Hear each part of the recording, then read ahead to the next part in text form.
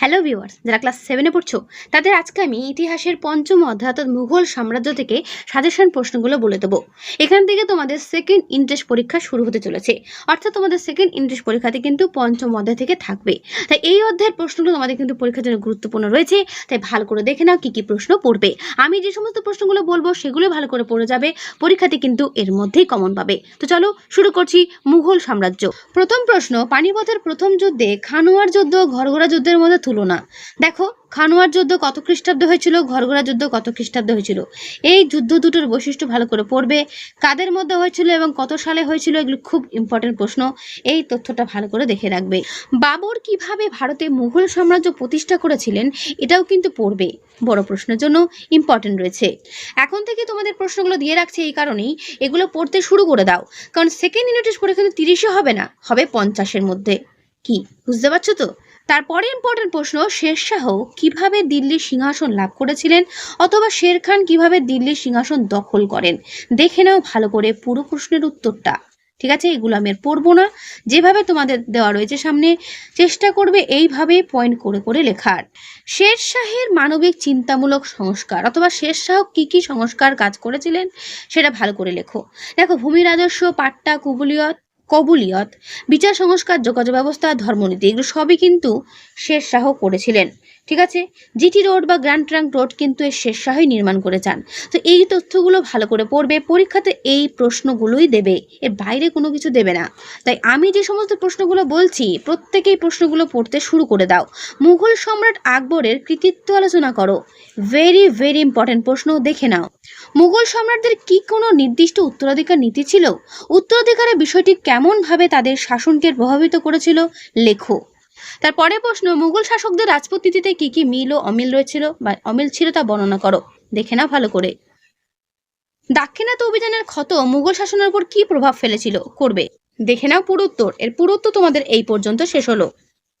মনসবদারি প্রথা সম্পর্কে একটি টিকা লেখো, ইম্পর্টেন্ট প্রশ্ন, করবে। দেখে নাও পুরো উত্তর। বইটা সরিয়ে তোমাদের পুরো উত্তর আমি দেখিয়ে দিচ্ছি। এই পর্যন্তের উত্তর শেষ হলো। জাপ্তি কি করুরি কাদের বলা হতো, সম্রাট আকবরের রাজস্ব মন্ত্রী কে ছিলেন। 3টে প্রশ্ন একসঙ্গে রয়েছে, করবে। দেখে নাও ভালো করে। টোডরমলের বন্দোবস্ত বলতে কি বোঝো, এটা ভালো করে দেখবে। ঠিক আছে, দেখে নিলে।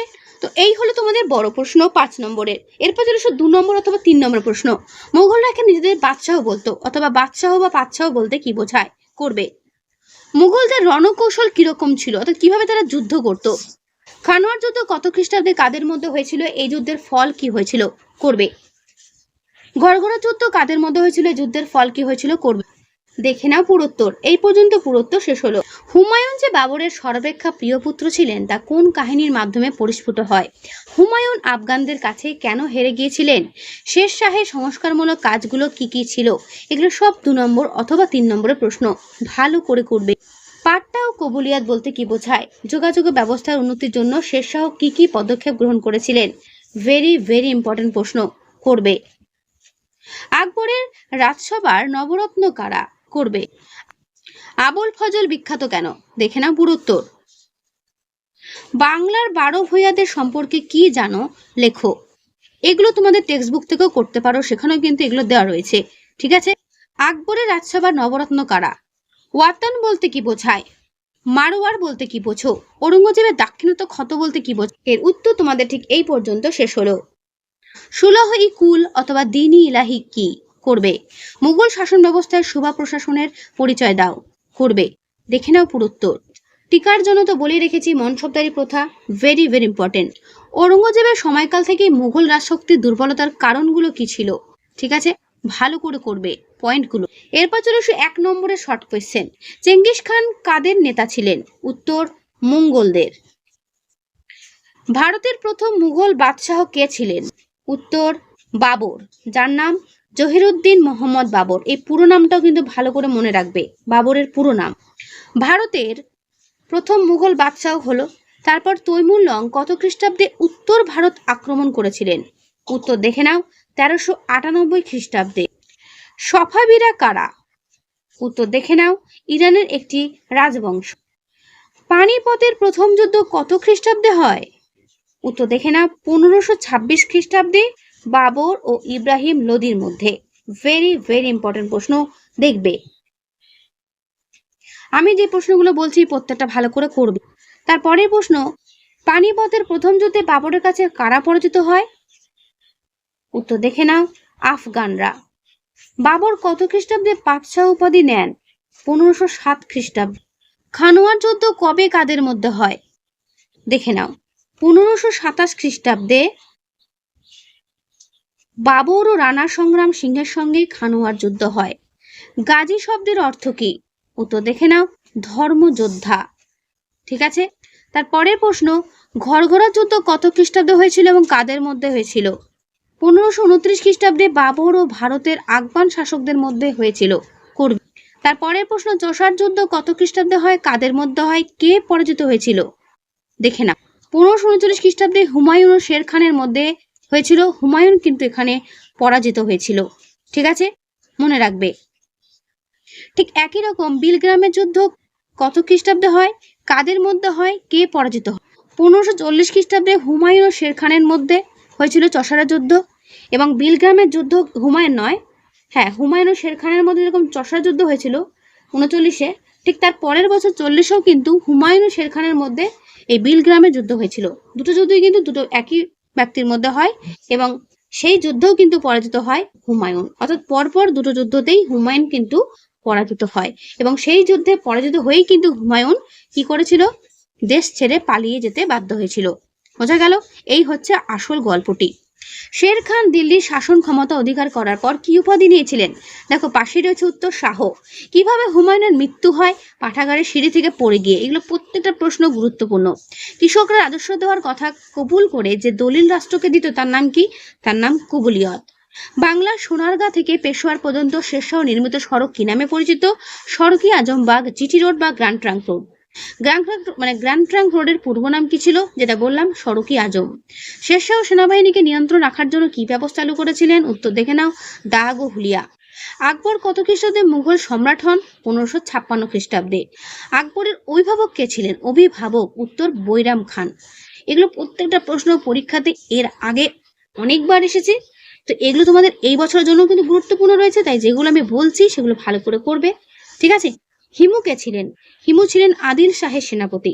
আকবর কাকে পরাজিত করে দিল্লি দখল করেছিলেন? উত্তর দেখে নাও, হিমুকে। পানিপথের দ্বিতীয় যুদ্ধ কত খ্রিস্টাব্দে হয় এবং কাদের মধ্যে হয়? আকবর ও হিমুর মধ্যে হয়, কিন্তু সেটা ছিল 1556 খ্রিস্টাব্দে।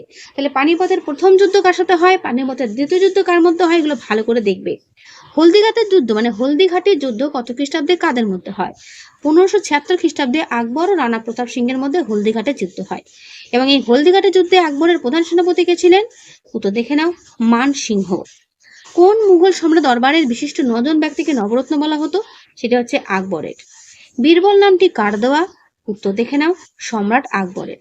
কাকে রাজা উপাধি দেওয়া হয়েছিল? উত্তর বীরবলকে। আকবরের যে আমলের একজন বিখ্যাত ঐতিহাসিক, তার নাম কি? তার নাম হচ্ছে আবুল ফজল। মুনতাখাব উত তাওয়ারিখ কার লেখা? এটাও ইম্পর্টেন্ট প্রশ্ন। উত্তর আব্দুল কাদির বদায়ুনি। এবং আকবরনামা কে লিখেছিলেন? উত্তর আবুল ফজল। দেখলে, আকবরনামা কে লিখেছিলেন হলো আবুল ফজল। এগুলো ভালো করে পড়বে। 12 ভূঁইয়ারা কোন মুঘল সম্রাটের বিরুদ্ধে বিদ্রোহ করেছিল? সম্রাট জাহাঙ্গীর। ঠিক আছে, শাহজাহানের পূর্ব নাম কি ছিল? খুররম। এগুলো পরীক্ষায় কিন্তু আসে। জাট কৃষকরা কোথায় বিদ্রোহ করেছিল? মথুরায়। যেগুলো হাইলাইট করে দেখতে পাচ্ছ এগুলো ভালো করে করবে। ওয়াতান কথার অর্থ কি? অমর সিংহ কে ছিলেন? ওয়ার শব্দের অর্থ কি? রাঠোর যুদ্ধ কত খ্রিস্টাব্দে হয়েছিল? প্রত্যেকটা প্রশ্ন ভালো করে করবে। জিজিয়া কর পুনঃপ্রবর্তন করেছিলেন কোন মুঘল সম্রাট? দিন ইলাহি ধর্মমতের প্রবর্তক কে ছিলেন? আকবর। মুঘল আমলে সুবা বলতে কি বোঝায়? দেশ। উচ্চপদস্থ মনসবদারদের কি বলা হতো? আমির। মনসবদারি প্রথায় রাজস্বের বরাতকে কি বলা হতো? জায়গির। আকবরের আমলে জমি জরিপের ভিত্তিতে রাজস্ব নির্ধারণের পদ্ধতি কি বলা হতো? জাপ্তি। জাপত বা যাবত শব্দের অর্থ কি? নির্ধারণ। ঠিক আছে, মুঘল আমলে যেসব কর্মচারী কানুনগোদের তথ্য মিলিয়ে দিত তাদের কি বলা হতো? কারোরি। দহশালা ব্যবস্থায় দহ শব্দের অর্থ কি? 10। দহশালা ব্যবস্থা কত খ্রিস্টে চালু হয়? 1580 খ্রিস্টাব্দে। আকবরের রাজস্ব মন্ত্রী কে ছিলেন? টোডরমল। তো এই হলো তোমাদের 1 নম্বরের শর্ট কোয়েশ্চেন। আশা করি তোমরা বুঝতে পারলে এই অধ্যায় থেকে কি কি প্রশ্ন তোমাদের করতে হবে। আমি যে প্রশ্নগুলো দিলাম এগুলো ভালো করে করো। পরীক্ষাতে এর মধ্যে কমন পাবে, এর বাইরে কিছু আসবে না। যদি মনে করো আমরা টেক্সট বুক পড়বো না, তাহলেও হবে, তাহলেও তোমরা কিন্তু এই অধ্যায় থেকে প্রশ্ন কমন পেয়ে যাবে। কিন্তু আমি বলবো টেক্সট বুক পড়তে, কারণ টেক্সট বুক না পড়লে মুঘল সাম্রাজ্য যে গল্পটা ভালো করে বুঝতে পারবে না। আর যদি গল্পটাই না মনে রাখতে পারো, এই প্রশ্ন পড়েও মনে থাকবে না। তাই যেটা আমি বলছি, টেক্সট বুকটা অবশ্যই পড়বে, তার সঙ্গে সাজেশন প্রশ্ন যেগুলো দিলাম এই প্রশ্নগুলো মুখস্থ করবে। কি বুঝতে পারলে? তাহলে আজকের এই ভিডিও আমি এখানেই শেষ করছি। দেখা হবে নেক্সট ভিডিওতে। ভালো থেকো সবাই। আর যদি আমার এই পড়ানোগুলো বা প্রশ্নগুলো ভালো লেগে থাকে, অবশ্যই একটা লাইক করো ও বন্ধুদের কাছে শেয়ার করে দিও। আর হ্যাঁ, নতুন হলে সাবস্ক্রাইব করতে ভুলে যেও না।